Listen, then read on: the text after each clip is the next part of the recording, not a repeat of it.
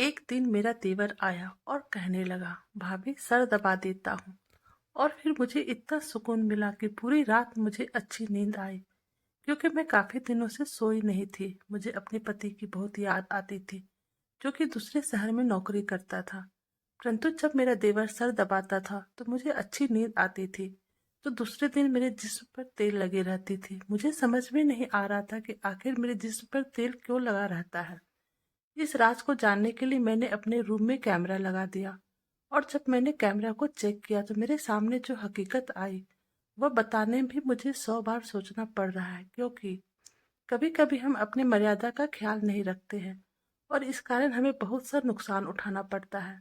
हर रिश्ते की एक लकीर होती है, परंतु जब वही रिश्ता सवाल बन जाता है तब मेरे साथ में भी कुछ ऐसा ही हुआ था। मैं एक ऐसे रिश्ते में अपनी हद पार कर गई थी और इसलिए बर्बादी मेरे नसीब बन जाती। जो मुझ पर गुजर चुकी थी वह मेरे लिए भुलाना बहुत मुश्किल था। पिछले कुछ दिनों से मेरा सर दर्द से फटा जा रहा था और कोई दवाई असर नहीं कर रही थी। मेरी रात की नींद ना होने के बराबर थी। मैं सारी रात जागती थी और घर में यहाँ से वहां घूमते रहती थी, या फिर अपने बिस्तर पर जाकर बैठे जज्बात पर काबू पाने की कोशिश करती थी। इसलिए मेरे सर में दर्द होने लगता था। मेरा देवर अंकुर, जो उम्र में मुझसे छोटा था, वह मेरा बहुत ही ख्याल रखता था और हम दोनों काफी घुल मिल गए थे। मैं भूल गई थी कि देवर भाभी का रिश्ता क्या होता है। अंकुर ने कई बार मुझे रात में जागते हुए देखा। एक दिन मेरी तकलीफ देखकर कहने लगा, भाभी मैं आपका सर में तेल लगाकर अच्छे से मसाज कर देता हूँ, आपका दर्द तुरंत ठीक हो जाएगा। वो आपको इतना सुकून देगा कि आपको फौरन ही नींद आ जाएगी।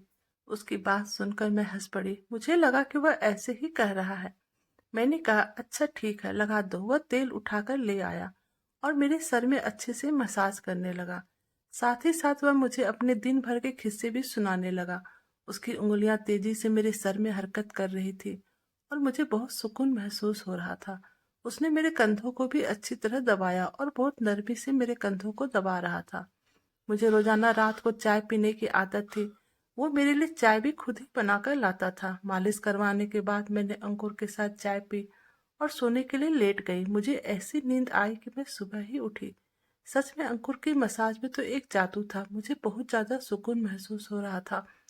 काफी दिनों बाद मुझे इतनी गहरी नींद लगी थी। सुबह उठते ही मैं नहाने के लिए वॉशरूम में गई तो मुझे बहुत हैरत हुई जब मैंने अपने जिस्म पर कहीं कहीं तेल लगा हुआ देखा। शायद नींद में मैंने अपना सर पर हाथ लगाने के बाद जिस्म पर लगा लिया होगा। मैं दिन भर अपने कामों में लग गई। नींद पूरी होने की वजह से मेरा सर का दर्द भी पूरी तरह गायब हो गया था। मेरी शादी को 1 साल बीत चुका था और यह 1 साल मैंने बहुत ही अच्छे से गुजारा था। जब मैं इस घर में दुल्हन बनकर आई थी तो मेरा देवर अंकुर 16 साल का था। अंकुर के अंदर बहुत ज्यादा बचपना था और वह मुझे बिल्कुल मेरे छोटे भाई जैसा लगता था। मेरे पति ने मुझसे कहा था कि हमारे पिताजी बहुत जल्दी ही इस दुनिया से चल बसे हैं, जिसकी वजह से अंकुर को पापा का प्यार नहीं मिल सका। माँ भी अंकुर पर और घर पर बहुत कम ध्यान रखती थी और मेरे पति तो यहाँ रहते ही नहीं थे। इसलिए मेरे पति ने मुझसे कहा कि मैं अब सबसे ज्यादा अंकुर का ख्याल रखूं। मैंने अपने पति से वादा किया था कि मैं अंकुर को बिल्कुल अपने बच्चों की तरह रखूंगी। मैंने अपना वादा पूरी तरह निभाने की कोशिश भी की थी। मेरे पति दूसरे शहर में नौकरी करते थे और वह महीने में 4 दिन के लिए ही वापस घर आते थे। बाकी सारा वक्त मैं अपने छोटे देवर अंकुर अपनी सास के साथ गुजारती थी। अब अंकुर एक 17 साल का लड़का था जो जवान हो रहा था। वह मुझसे उम्र में 4 साल ही छोटा था, इसलिए हम दोनों के दरमियान बहुत अच्छी दोस्ती हो गई थी। मैं उसकी हर छोटी से छोटी बातों का ख्याल रखती थी। वह कॉलेज से आते ही भाभी भाभी कहता और मेरे आगे पीछे घूमने लगता। मेरे पति को यहाँ ना होने की वजह से मेरे छोटे बड़े काम सब के सब अंकुर को ही जिम्मेदारी थी। अंकुर कॉलेज से आने के बाद मेरे काम कर देता और उसके बाद मेरे साथ ही सारा वक्त गुजारता। अंकुर के साथ रहते मैंने अपने एक बात महसूस किया था कि वो मेरे पति को पसंद नहीं करता है, बल्कि उसका जिक्र आने पर वो खामोश हो जाया करता था। यह बात ही बदल दिया करता था। मैं उससे जानना चाहती थी कि वह उसे मेरे पति से क्या तकलीफ है, लेकिन मैं कभी यह सवाल नहीं कर पाई। बहुत समय के बाद मुझे इसका जवाब मिल गया। मेरी सासू माँ सारा दिन मोहल्ले में घूमती फिरती रहती थी और शाम होते ही जल्दी सो जाया करती थी। अगले दिन सुबह होने पर वो फिर मोहल्ले में निकल पड़ती थी। उन्होंने कभी भी मेरी जिंदगी में कोई रोक टोक नहीं की। वो अपने आप में ही मगन रहती थी। इसलिए मुझे कभी भी उनकी तरफ से कोई तकलीफ नहीं थी। जिंदगी बहुत ही अच्छी गुजर रही थी। लेकिन मेरे पति के बगैर मुझे रात भर नींद नहीं आती थी। कभी कभी तो मेरा दिल चाहता था कि मैं अपने पति के पास ही चली जाऊं, लेकिन ऐसा फिलहाल मुमकिन नहीं था। इसलिए मुझे सर में दर्द रहने लगा। अंकुर को मालूम था कि मेरे सर में दर्द है, इसलिए वो पहले तो मेरे लिए दवा लेकर आता था। लेकिन एक दिन वह कहने लगा कि आप कब तक सर दर्द की दवाई खाएंगी? मैं आपका मसाज कर देता हूँ, आपको बहुत सुकून मिलेगा। मैंने अंकुर को कहा कि मसाज करने से बेहतर है कि कुछ दिनों के लिए मुझे अपने भाई के पास भिजवा दो, मैं खुद ही ठीक हो जाऊंगी। मेरी बात सुनकर वह कहने लगा, अगर आप चली जाएंगी तो मेरा क्या होगा? मैं तो आपके बगैर नहीं रह सकता। उसकी बात सुनकर मैं जोर जोर से हंसने लगी। वह मुझसे इसी तरह की बातें क्या करता था। अंकुर को वाकई मेरी बहुत ज्यादा आदत हो गई थी। हम दोनों अक्सर ही घूमने के लिए बाहर चले जाते थे। वह रात को मेरे लिए आइसक्रीम लेकर आता और हम दोनों मिलकर आइसक्रीम खाते और एक साथ मूवी देखते थे। मैं अंकुर की पढ़ाई में बहुत ज्यादा मदद किया करती थी। वह मुझसे बेहिचक अपने हर तकलीफें बताता था। मैं जब अंकुर के साथ खरीदारी के लिए जाती तो वह मुझे बहुत ही मॉडर्न और फैशनेबल कपड़े लेने पे मजबूर करता था। वह तो मुझे दुपट्टा भी नहीं लेने देता था। मैं जब भी दुपट्टा लेके काम करती तो वह मेरा दुपट्टा खींचकर एक तरफ से कर देता और कहता, आप इतनी गर्मी में पहनकर कैसे काम करती है? वह हर बात में मेरी बहुत ज्यादा फिक्र करता था। उसको हल्के रंग के कपड़े बहुत पसंद थे और इसलिए मैं जब भी उसके साथ बाजार जाती तो मुझे हल्के रंग के कपड़े दिलवाता और उनकी सिलाई भी बहुत ही फैशनेबल करवाता था। उसे मेरे कपड़ों में बहुत ज्यादा दिलचस्पी थी। मैं अक्सर उससे कहती थी कि तुम्हारी बीवी तो बहुत खुश नसीब होगी जो तुम पति उसे अपनी पसंद के कपड़े डिजाइन करवा कर दोगे। वह मेरी बात सुनकर कहता था कि फिलहाल तो आप बहुत ही खुश नसीब हैं जो मैं आपके लिए इतनी मेहनत करता हूँ। और वाकई में मैं बहुत ही खुश नसीब थी, क्योंकि मुझे उसने कभी भी किसी काम के लिए मना नहीं किया था। वह मेरी तमाम जोड़ों में गहरी गहरी डिजाइन वाले गले बनवाता, जिससे अक्सर मेरे कमर तक दिखने लगता और कमीज इतनी चुस्त होती कि कभी कभी मुझे सांस लेने में भी दिक्कतें महसूस होती। लेकिन अंकुर को ऐसे कपड़े बहुत पसंद थे। मैं तो उसे अपने बच्चे की तरह मानती थी, इसलिए कभी भी उसकी पसंद का कपड़ा पहनने के लिए मना नहीं करती थी। हल्की गुलाबी रंग का जोड़ा पहन मैं एक दिन किचन में काम कर रही थी। गर्मी बहुत ज्यादा थी और मेरा पूरा शरीर पसीना पसीना हो रहा था और मैं बिना दुपट्टे के जल्दी जल्दी खाना पकाने में मगन थी। तभी अचानक अंकुर पीछे से चला आया और मुझे देखकर कहने लगा, आज तो आप बहुत ही हॉट लग रही हैं। उसकी इस बात में मैं शर्मिंदा हो गई और जल्दी से अपना दुपट्टा ढूंढने लगी। तभी वह कहने लगा कि मैं आपसे मजाक कर रहा था। भाभी, आप आराम से अपना काम करो। मैं किचन से निकल गया। मेरे पति जब मुझसे मिलने के लिए आते तो अंकुर हमसे मुझसे कम बातें करता और सारा वक्त पढ़ाई में मगन रहता। मेरे पति बहुत खुश होते कि अंकुर बहुत ही मेहनत से पढ़ाई कर रहा था और मैं उन दिनों अपने पति के साथ इतनी मगन होती कि मुझे अंकुर का बदला हुआ रवैया महसूस ना होता। मेरे पति बस 4 दिन ही मेरे साथ गुजारा कर वापस चले जाते और अंकुर फिर से मेरे साथ पहले की तरह ही पेश आता। वह मेरे मामले में बहुत जिद्दी सा हो गया था। वह चाहता था कि वह मुझे कुछ भी कहे और मैं फौरन उसकी बात मान लूं।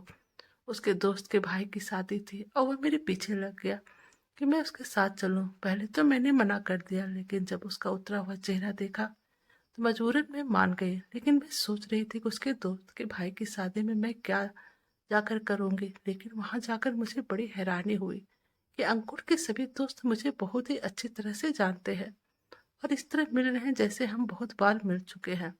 अंकुर का एक दोस्त कह रहा था, अंकुर हर वक्त आपका ही जिक्र करता है, आपकी बहुत तारीफ करता है। वह सब मुझसे मिलने की ख्वाहिश करते थे और मुझसे मिलकर बहुत खुश हुए थे। वापसी पर मैंने अंकुर से पूछा कि तुम अपने दोस्त से मेरे बारे में ऐसी कौन सी बातें करते हो जो सब मुझे इतनी अच्छी तरह पहचानते हैं? तो वह हमको कहने लगा, आप तो मेरे सब कुछ हो, मैं हर वक्त आपकी ही बातें करता हूँ। उस वक्त मैं अंकुर की बात का मतलब समझ ना पाई थी, लेकिन जिस दिन मुझे उसकी बात का मतलब समझ आया, मेरे कदमों तले जमीन निकल गई। अंकुर रोज रात को मेरा मसाज करने लगा और मैं सुकून की नींद सोने लगी।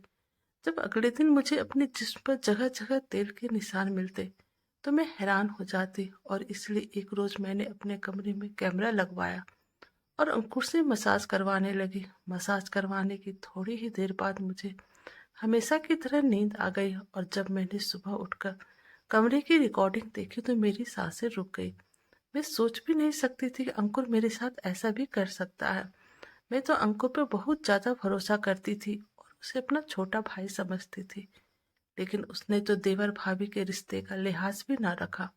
वीडियो में अंकुर मेरी अच्छी तरह मसाज कर रहा था और फिर वह मेरे लिए चाय बनाकर लाया और चाय पीने के बाद अंकुर कमरे से निकल गया और मैं सोने के लिए लेट गई। थोड़ी ही देर बाद मुझे बहुत गहरी नींद लग गई। फिर अंकुर कमरे का दरवाजा खोलकर दोबारा अंदर आया और मैं दरवाजा खोलने की आवाज पर भी ना उठी। उसने अंदर आने के बाद कमरे का दरवाजा लॉक किया और मेरे करीब चला आया। उसके बाद जो कुछ मैंने देखा मुझे अपनी आंखों पे यकीन नहीं आया। वह कुछ देर तो खामोशी से बैठा मुझे देखता रहा, उसके बाद अपनी अंगुलियों से मेरे चेहरे को छूने लगा। उसने अपना मोबाइल फोन निकाल कर मेरी बहुत सारी तस्वीरें खींची और उसके बाद उसने धीरे धीरे मेरी कमीज को मेरे बदन से अलग कर दिया। तेल की वह शीशी जो वह मसाज के लिए लाया करता था कमरे में ही रखी थी। उसने अपने हाथों में तेल लिया और मेरे जिस्म का मसाज करने लगा। मैं बेहिसाब से उसके सामने पड़ी थी। वह मेरे जिस्म पर अपने हाथों को मल रहा था। थोड़ी देर बाद उसने अपने ओठों से मुझे चूमना शुरू कर दिया और उसके बाद वह अपनी तमाम हृदय पार करते चला गया। उसने हम दोनों के बीच मौजूद तमाम दीवारों को गिरा दिया था। वह जज्बात में इस कदर आगे निकल गया था कि कई घंटे तक वह मेरे ऊपर हावी रहा।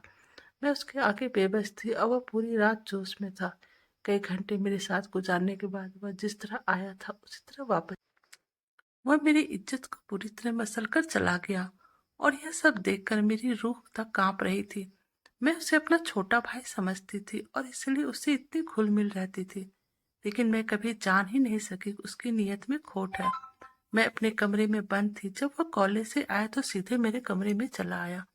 मेरे बिल्कुल करीब बैठकर पूछने लगा कि भाभी क्या हुआ, आपकी तबीयत ठीक नहीं है। मैंने गहरी निगाहें उस पर डाली और कैमरे की रिकॉर्डिंग उसकी तरफ बढ़ा दी, जिसे देखकर वह कुछ देर के लिए खामोश हो गया। उसके बाद जो कुछ उसने कहा वह सुनकर तो मेरे रोंगटे खड़ी हो गई। उसने अचानक ही मुझसे मोहब्बत का इजहार कर दिया था। वह कह रहा था कि उसे पहले ही दिन से मुझसे मोहब्बत हो गई थी। वह हमेशा से ही मोहब्बत के लिए तरसा था। मैं जब से उस पर ध्यान देना शुरू किया उसे मेरा वजूद अच्छा लगने लगा। उसे यह एहसास हुआ कि उसकी जिंदगी में भी कोई ऐसा है जो उससे मोहब्बत करता है। वह कह रहा था कि अब वह मुझसे दूर नहीं रह सकता और इसीलिए उसकी नज़र में अपने बड़े भाई के वजूद भी खटकने लगा था। जब भी मेरा पति आता तो वह खुद को कमरे में बंद कर लेता क्योंकि वह हम दोनों को साथ नहीं देखना चाहता था। मेरे पति यानी साहिल, वह पहले से ही नफरत करता था क्योंकि मेरे ससुर साहिल से बहुत मोहब्बत करते थे और मरने से पहले उन्होंने यह घर साहिल के नाम कर दिया था।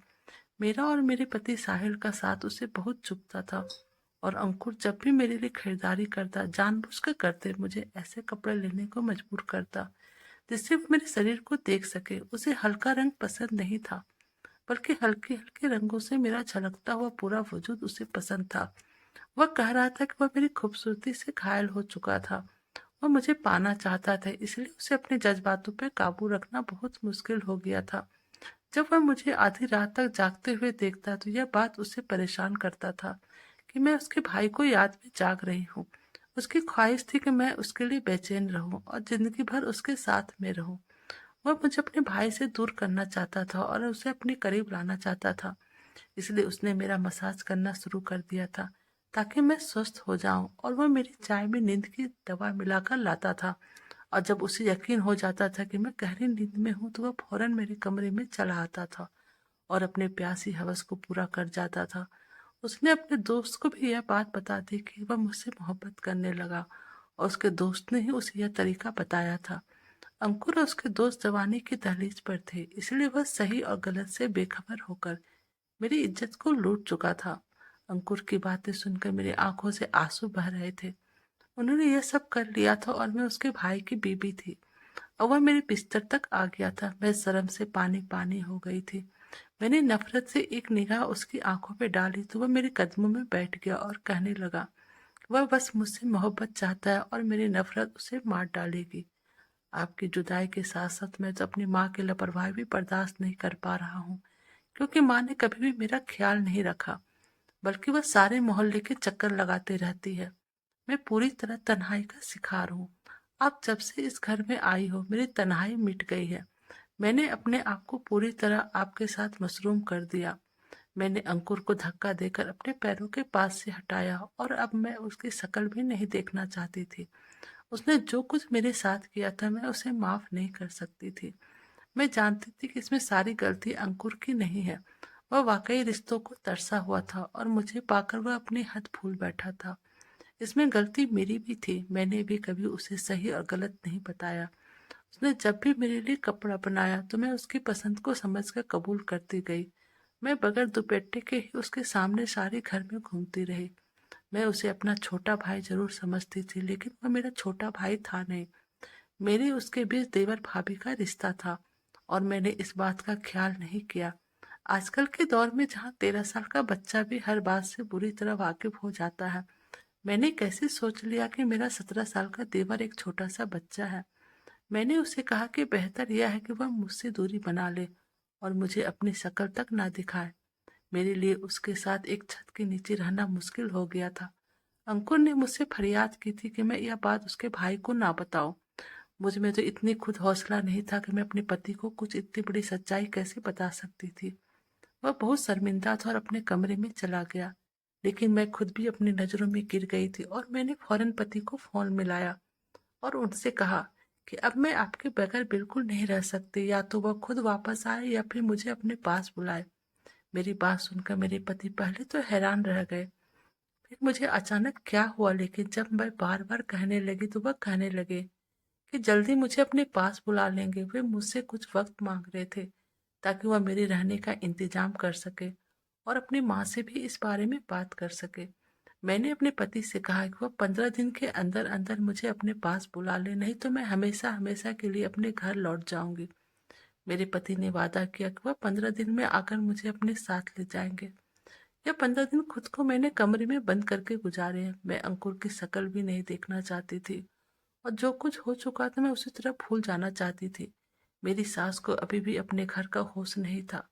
उन्हें अपने घर से ज्यादा सारे मोहल्ले की फिक्र थी। अगर वह दूसरों की खोज में रहने की बजाय अपनी औलाद का ध्यान रखती तो शायद अंकुर इस चीज का शिकार ना होता। अंकुर अकेलापन का शिकार होकर गलत रास्ते में भटक गया था। हर रिश्ते की हद होती है और मैंने अपने और अंकुर के रिश्ते की हद को भुला दिया था और मुझे उसी का खामियाजा भुगतना पड़ा था। मैंने अपने सारे पुराने कपड़े जला दिए। अब मुझे एहसास था कि मैं इस घर में बेगानों के साथ मौजूद हूँ और मुझे अपने आप को उसे ढक कर रखना था। कभी कभी तो हम बहुत सी चीजों को बहुत छोटा समझ लेते हैं, लेकिन वह इतनी छोटी होती नहीं है जितनी की नजर आती है। मुझे अपने दुपट्टे की कीमत होने का एहसास आज हुआ जब मैं लुट चुकी थी। जो लोग भी यह कहानी सुन रहे हैं, आपसे मैं ये कहना चाहूंगी कि अपने वजूद को संभाल कर रखो, बहुत कीमती है। दोस्तों, आप हमें कमेंट करके जरूर बताएं कि आज के दौर में हम लोगों के किसी पर भी ऐसे भरोसा कर लेना चाहिए या नहीं करना चाहिए। तो दोस्तों, आपको हमारी कहानी कैसी लगी प्लीज़ आप हमें कमेंट कीजिएगा। प्लीज़ हमारे चैनल को लाइक और सब्सक्राइब कीजिएगा। Thank you.